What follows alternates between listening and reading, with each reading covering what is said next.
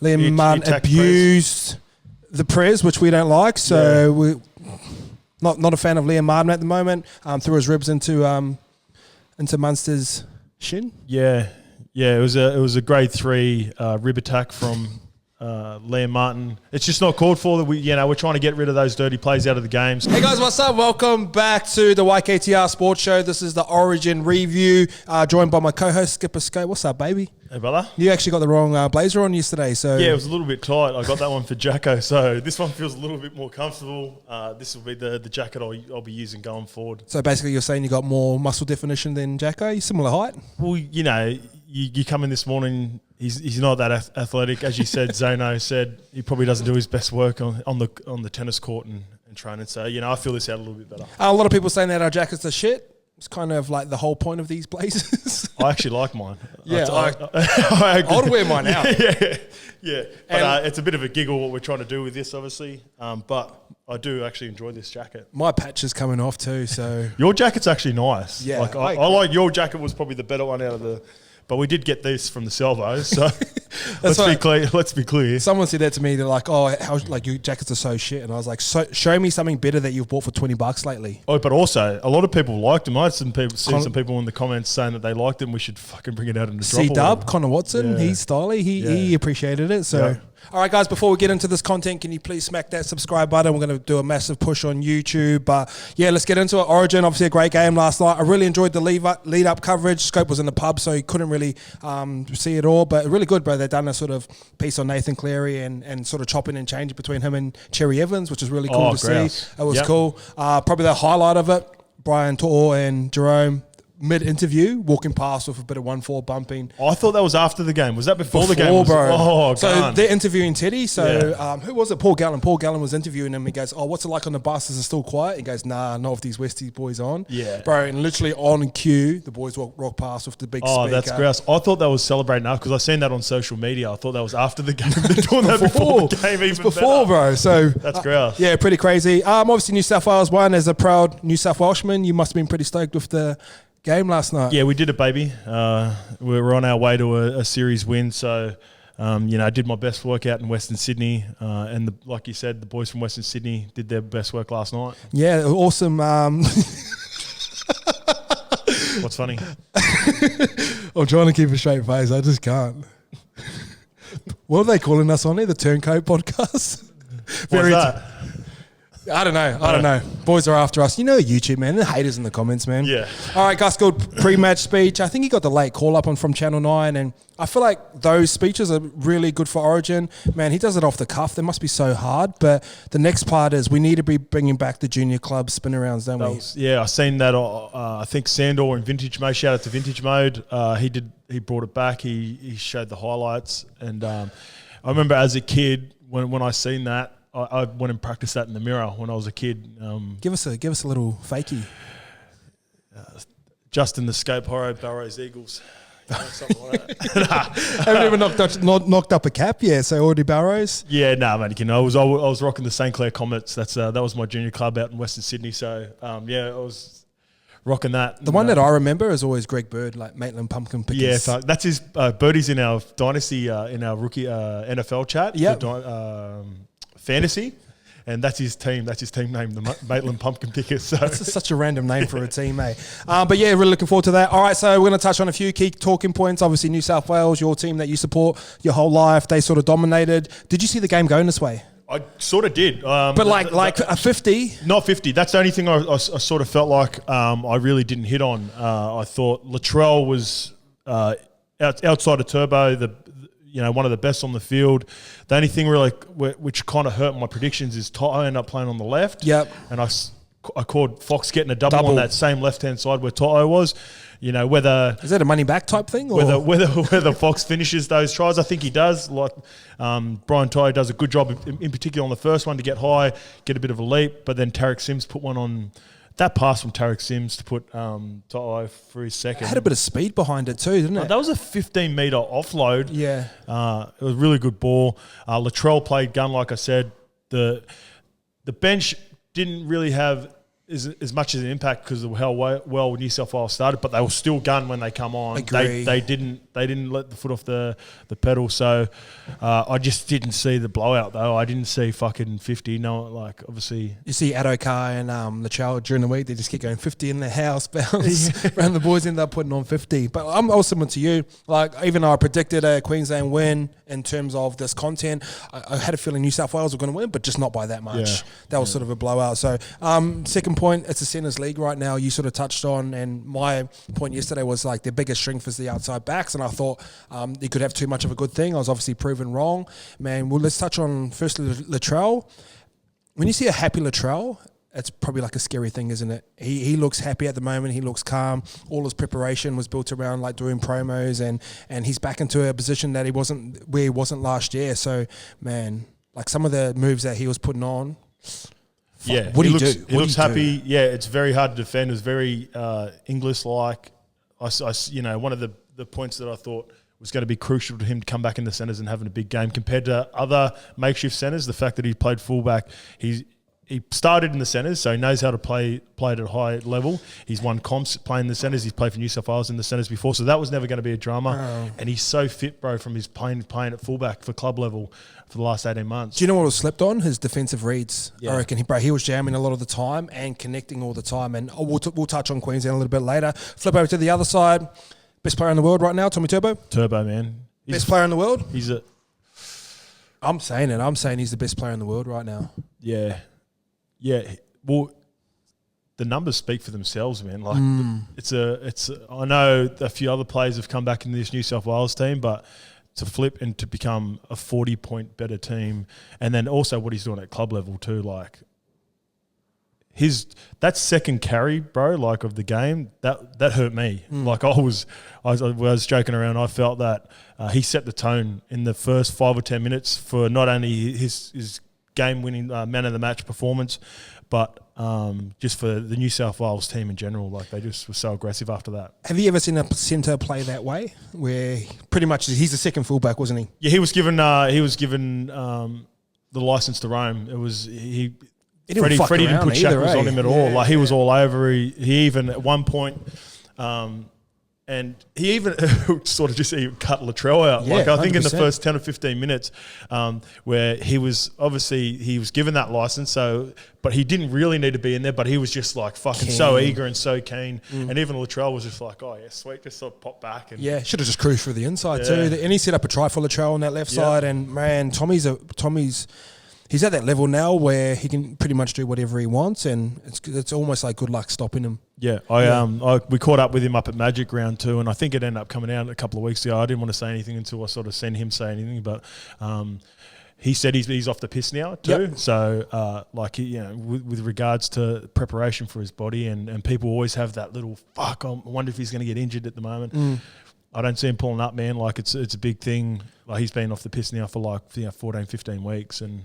We'll sort of touch on Clubland. Like when I was starting to think about the type of form he's in right now, I was thinking of sort of like Hainsey and Benny Barber in those 09, 02 years. Is he that good enough for talent that he can get him to a grand final? Both those players lost grand finals, but their form was so fucking elite in that little phase that they got their teams to the grand final. Couldn't quite get it over the line, but can he take Manly all the way? Yeah, with him playing like that, they're the clear number 3 for me. Like outside, you can't not love what Penrith are doing and how strong they are across the board. Agree. And then Melbourne. Yep. So that's it, like enough said. And then next is, out of those two teams, wherever they end up, fuck me, they don't want to be playing Manly going into the grand final, because that's what I believe it's going to come down to. I think so too. Nathan, Jerome, obviously the Penrith combination have sort of come up through all the grades together. They've won everything. Man, did not look out of place one bit. Perfect. Played a perfect game. Didn't have to do anything too great because Turbo and Latrell were putting on a clinic. They gave the right amount of ball. They kicked well. They chased well. Look at fucking Cleary's head. He defended well. Yeah. So did Jerome. He put a shot on. Was it Val? Maybe Jai Arrow? Kafusi. Oh yeah. It was a lucky shot. It was a good one, and there was a little bit of a pull in it as well. But like just feeling himself. He was getting amongst it. I think when was it Fodawika? Yep. Offa and Gower, come through and did just like a lazy sort of attempt at trying to go up for the ball and knocking Teddy over. And then, bro, that was the freshest thing, eh? Yeah, it was so fresh, bro. Like that's when games like that start to happen, and little things like that happen in a game when it's you can feel it getting away from you, like the attention to detail, and you're just trying to fucking make a big play for your team. So, but then Jerome comes over and gives him a little spray, so that was gross. Part of it I really like. Jerome kicked a lot more than I thought he was going to. I thought Nathan would have taken about 90% of the kicks, but his left foot it's an educated left foot. He was putting in the right spots. But when you look at New South Wales as a whole, and one of my old coaches, Trent Barrett, used to say, the better your centres are, the faster you get them the ball. Yeah. And you think the game right now is kind of like early 2000s where it's a centres league, it's a 5'8" league. The style that they played was just through him, big forwards, and just spread it quick. No big shapes. You didn't really see Nathan skipping across, going like double drop or anything like that. It was like once we got quick go forward, Cookie and Teddy controlling the middle, and then Jerome early ball, and that's all they're doing. Yeah. And that's an old school style of playing. Yeah, it is. And who were if I'll give you a question here, 2000 and 2004, who's the best 7 and 6 in the comp? Fucking Brad Fittler, Joey Johns. Joey, yeah. Who's their coaches? Brad Fittler and Joey Johns. So if you want to look to the future of football, sometimes you go back to the past. And there's a lot of wrestle that come in when we were playing, and it was very defense orientated. It's an attack league right now. And, man, they had the right coaches with the right players, and they executed it perfectly, didn't they? Yeah. Let's touch on the pack. Fuck. Yeah. I think Saifidi was sort of... Yeah. Yep. He's about to take that little next level where he's almost the best. The one that sort of hurt was Christian Welsh coming off with a head knock. Yeah. To'o just sort of ran over the top of him. Fuck, he must be strong, bro. He's a beast, man. When we were talking about the player of the games, I thought, man, I was surprised Latrell didn't get a point. I hear that Latrell didn't get one daily end point. That's a joke. Turbo deserved to get it. EB2. Latrell 2. And I thought even Brian Toto was a chance for 3. Like, it's a couple 100 metres. He got the 200 metres too. Remember we talked about it? Yeah. Oh, man, I'm telling you, don't back against him for those 200. Nah. But like it's we're about to set some goals at YKTR. I'm sure that's fucking His one. right at the top 200 metres every game, bro. He does that shit for fun. So. Someone that was sort of not bagged out, but they questioned his selection, Tarek Sims. Oh, Tarek he was is fucking unreal. awesome. Yeah. So yeah, don't sleep on those sort of guys. All right, let's jump to ship Queensland. What went wrong? Everything early and quick. They got blown out of the water early, and they just couldn't recover. And obviously, like Christian Welsh, like when I talked about the bench, the favourable matchup for New South Wales on the bench, when you lose the White Rhino at that point of the game, as well as you've got your fucking 2 or 3, you've been punched in the face, and then you lose a guy that you can't afford to lose with when there's a clear advantage on the bench for New South Wales, and some of those guys that had to come on and play big minutes. It's just that opening set was pretty interesting. I think you can tell by a team if they're on or not by their opening set. And whenever you play Origin, you always take the kickoff, don't you? Yeah. You want to be putting on the first shots. And their first set went Teddy, Turbo, and then they kicked. Yeah. And they rolled through the middle. You got 2 outside backs basically rolling through your Queensland starting pack, and that was sort of a sign of things to come.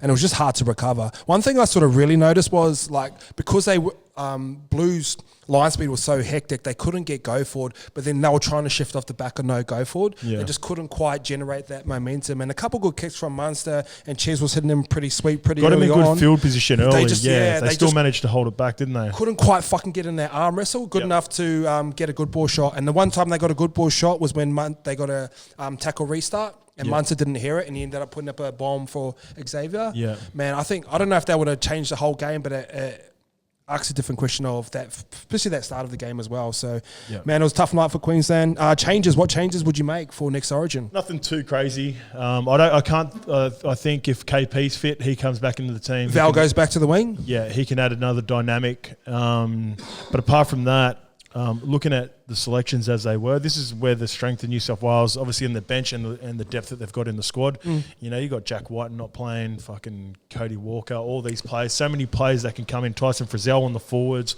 Like, there are so many players that missed out for New South Wales that you go, if they got a run, you'd be like, yes, sweet. Like, they'll just go about their business. Where with Queensland, at the moment... Josh Papali will come back in, I reckon. Oh, yep. Would you ever stay about Dylan Napa just to have it off the bench, just for a bit of... fair factor, maybe? And not like just stiffening it up and knowing that he's been there and done a job before. I reckon you'd throw him in for 20, like 25, 30 he can play 80 if he wanted to, but not at that level. You just want him to go out there and put a shot on Payne Haas, put a shot on Junior Paulo, because I don't see that New South Wales side changing at all. Yeah, that Christian Welsh, the New South Wales one. Need Welsh back, Christian Welsh and Josh Papali'i, that makes a big difference. And then that pushes one of your starters back onto the bench, and you kind of just strengthen up your team. So who started with Welsh last night? Who started? Sorry, who started with Welsh last night? Front row. Jai Arrow? No, he was 13. I'm just getting it up now. 1 sec. Can't even remember. That's how. Oh, Tino was front row, yeah, because Jai Arrow was lock. Yeah. So that'll push. So probably maybe Jai Arrow might go back to the bench, and then Tino goes to lock. So when Payton Haas jumps on, Jai Arrow should be jumping on at the same time because he can put a shot on. Jaden Stewart can put a shot on. Maybe Dylan Harper can put a shot on. So yeah, I think KP coming into the side, it would definitely help. But man, as long as the game has been around, as long as the game goes forward, if you can't get forward with a good forward pack, you could have Joey Johns and Footler. You ain't gonna do shit, eh?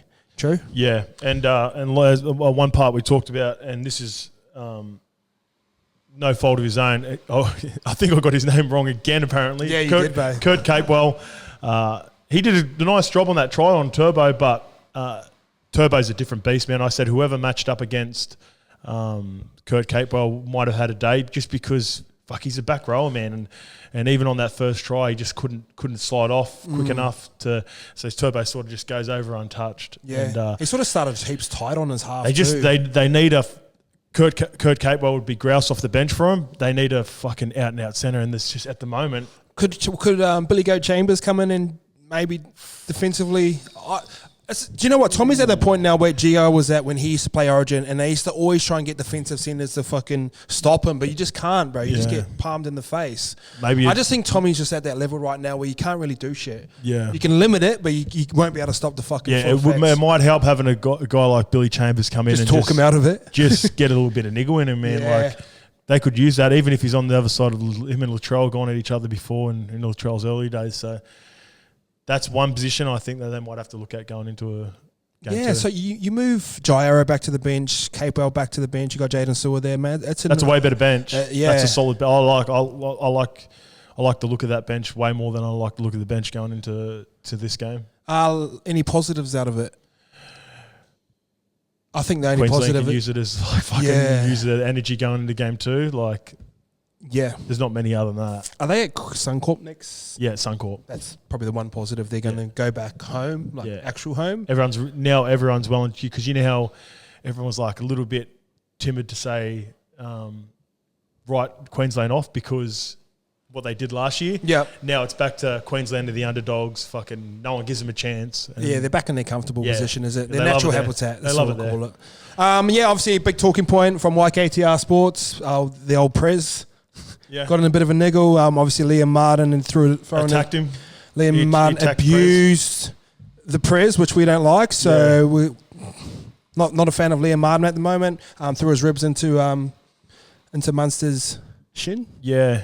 It was a grade 3 rib attack from Liam Martin. It's just not called for. That we're trying to get rid of those dirty plays out of the game. So he's on debut. He's excited. He's excited. Yeah, he's gone after the Prez. He's gone straight for the top. He knows who the big dog is. So he's trying to make a statement. He's come. He's probably lashed out in a unfavourable manner for Liam Martin. But I think he'll be all right. I think he'll get off. Let's just keep it down to debut Origin. Getting a bit too excited, but hopefully Prez's leg is all right. In terms of marketing, pretty great marketing spot for cheese as budgie smugglers were hanging out the back. Yeah, the budgies coming out. So that was a giggle.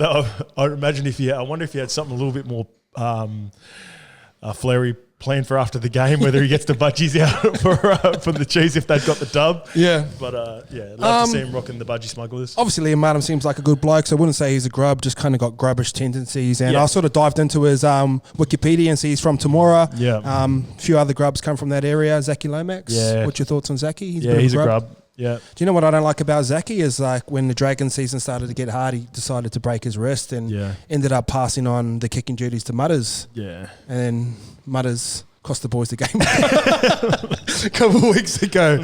And I had to cop it on the weekend because apparently it was my fault that he was missing kicks. Yeah, it's weird how we get messages, sometimes people message me about Mutters and like the game. It's nice when they're going well and they're like, well, I'll pass this on to Mutters and all this sort of stuff. But You know, like, What, there's some negative in that, and they tell Mutters this, and I said, nah, bro. So, yeah, Zachy, he's from Temora. Trent Barrett, another one as well. Yeah. He was actually my coach at Manly. I only played 3 games that year, didn't re-sign me. Obviously didn't know YKTR was going to take off, but sort of left me in the lurch. Well, Nathan Brown seen it early. That's why he's given him a little slap in the face because he's a grub. He realised, Angus Crichton. I didn't know he was from down there. Yeah, he's a grub. Do you know, I can't even say a bad word about Angus. He's too fucking cool. Yeah, but do you know what's grubby about him, bro? He went from Souths to Roosters. You don't do that. Yeah, and he cut his own finger off the grub. He can't be short on a high five. Yeah, to play a game of footy, he fucking goes and cuts his own finger off. What a grub. So. Yeah, so, man, it's a grubby area, South Coast. Obviously, hopefully Josh Starling ain't listening to this because he'll try and blindside us. He's getting a lot of airtime lately, old Starlo, isn't he? Yeah, he is, yeah. So, Liam, does he... I know, did you watch the Fletcher and Heine... when they were in the New South Wales camp, they were saying Campbell Graham's got a sort of serial killer vibes. Yeah, I did see that. I seen that on a little... Question for you, Scope. Liam Martin. Yeah, serial killer. Yeah? Definitely. They used to say that about Nigel Plummer at training. They're the same mould, them too. I love Plummy's he's a legend. Nice guy, but the boys used to say, wouldn't surprise me if there's a person underneath his house or underneath his bed. Liam Martin, fucking stay away from the Prez. He's our boy. Alone, man. Judiciary, please be kind on our boy. Yeah. He's missed enough time as it is. He's been attacked. YKTR Sports, obviously Chico and Corey got attacked this year. Yep. You put this in the same sort of category. Yeah, it is. We were trying to look after our best players. Yeah, trying to take out someone's ACL with a rib. That's probably not on. Yeah. So I was driving to work today. I had a bit of a random idea. A lot of people were talking about eligibility for Origin. Can these types of players in? So there's a guy back in the day, Dally Messenger. Obviously, the Dally M medal's named after him. I was looking into his Wikipedia. He's a bit of a OG. He's around like 1800s. Bit of a played for a few teams. Played for New South Wales. Played for Queensland. Yeah. But one of the things he did was when New Zealand went on tour to the UK. He jumped on the back of their tour, and he was the only Australian player in the New Zealand side. Yeah. So here's my idea for Origin. Say each team, New South Wales and Queensland, each series or each game, they get to pick one player that's either from New Zealand, Tonga, Samoa, or UK, and you'd proper hype it up like a WWE Royal Rumble where. Yeah. Like no one even knows who's playing until game day, and then you get a phone call ringing, and then say like Gus Gould, he'd be like, "Sonny Bill, New South Wales needs you." Imagine he runs out, bro. Imagine this. Out the tunnel. Imagine this at Origin, Suncorp Stadium. Fucking imagine that Alfie back in 2001. No one knew he was coming back. Yeah. get what I'm going here? Yeah, okay. Do you think it could work or nah?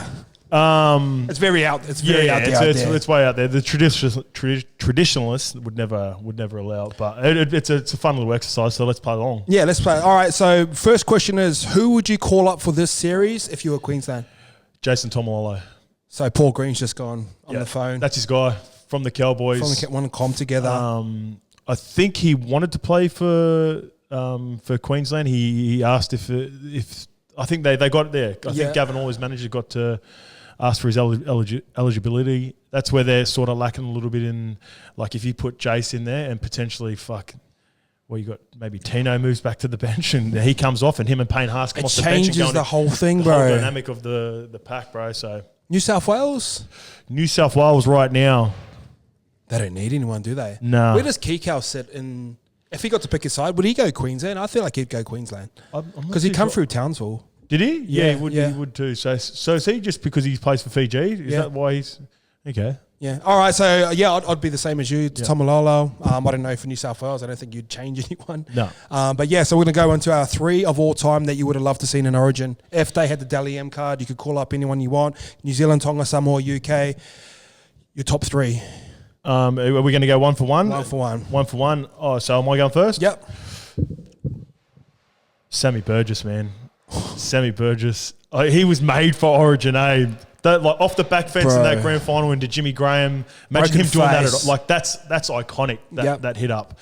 And he would have played. He would have played for New South Wales too, and he would have played for them. And during that period when they were getting fucking pumped. Yeah. So he could have added a little bit like. Sammy, man. Sammy, one of mine, obviously, SB Dub. Yeah. Early SB Dub too, like 04 when the shoulder charge was around. They were in their dynasty too, but just to see him sort of running the line off Joey Johns and Minicello out the back, that really fucking period where... Imagine Joey Johns using up Sonny Bill with how he'd use him. So, and obviously the defensive side of it as well. That'd be super interesting for me. Yep. Sonny Bill being my number one. Okay. Number 2 for me, Kieran Foran. Fozzie, my little mate. What year Fozzie. are we talking? Early on. 13? So he got approached early on. He grew. So he's a bit like me. We're both proud Kiwis, but we lived in Australia a long time. So unlike Fozzie, I didn't get asked to play for New South Wales, which is surprising. But he was asked about his eligibility early on. He's a proud Kiwi boy. He wanted to do the haka. That's what it meant to him. But imagine him coming through with Piercy during all that time. Like they were childhood mates who grew up in North Sydney. Piercy never always had a bit of a rotating cast around him, and he always copped a lot of pressure. And during that time, Fozzie was winning comps at Manly. He was really settled. He's an integral part of a bit of a run that Kiwis went on during that time where they started to find themselves. So Fozzie and Piercy together to try take on that fucking immortal fucking Queensland team might have helped Piercy out a little bit. Agree. My number 2, man, and it's probably because he's leaving, probably RTS. Yeah. I'd say he'd go for Queensland, RTS. I know, but he played over here. He was with the Roosters. Us Kiwis, we're flaky, we just go fucking Queensland. Roosters. Yeah, because Roosters. No, but what was if you just got to pick whatever side you wanted to go for, just off the back of your support? Or would it have to be a team you played for over here? NHL is this guy. I'd say New South Wales. Yeah, you'd say New South Wales. Yeah, I think Roger. And this is This is why I think he's going to rugby, and guys like I think Joseph Money will end up going to rugby, because with the Kiwis you can only do so much in rugby league, and you're only really playing for World Cups every 4 years. And I know that's the same in rugby union, but you get so much more of a bigger profile. Yep. It's really going to hurt him. And Australians, they can all play Origin over here, and it's a big draw card. Yeah. So RTS would have been mine. Slot him straight in that fullback. Man, just watch him do his thing, and one last run before he takes off to Union. Fuck, that'll be grouse. Yep. 3. Last 3. Number 3, the little general, Stacey Jones. It would have been hard for Stacey to make the team. Joey and that, because he had Joey. But and I don't reckon you could have really played them together because they're kind of it would have they're been both hard. sevens. Well, there's I think there was a year or two where Brett Camorley got the job. Yeah, I remember that over Joey, and Joey's Joey's got hooker. 9. Joey's furious about that too still. But yeah, so if there's a way of fitting them both in, but to see not probably he's, as a kid, he was my favourite player to watch as in the Kiwis, man. Stacey, he was so integral for us as Kiwis, and what he did for building that game back home. So Stacey Jones, man. Sort of the roll off the back of you. I was going to go Adrian Morley purely for contact. Yeah. And with Craig Fitzgibbon in 2002, and they had the line speed of doom. Yeah. But I want to go Ali Lawatiti. Ooh, Ali. Ali's fucking throwback. I played with Ali, bro. Yeah, Wakefield. But like prime Ali Lawatiti, 2001. That's when Origin was kind of in the balance. It was going back and forth, man. Him just rocking up there. He sort of not paved the way for Sonny Bill, but they sort of mirrored his game off him. And they credit to him, grand final. He set the tone. Ali, man. People forget, bro. Ali was during 2 or 3 years. I said the Michael Jordan of rugby league. He was the best. He was the best forward in the game during that period, man. Like he was undefendable. So that's a good pick. Yeah, not a bad little exercise, that one. Yeah, it's pretty cool. Pretty fun. All right, guys, that's a wrap on the show. One last question: is this Origin series feeling very sweepy?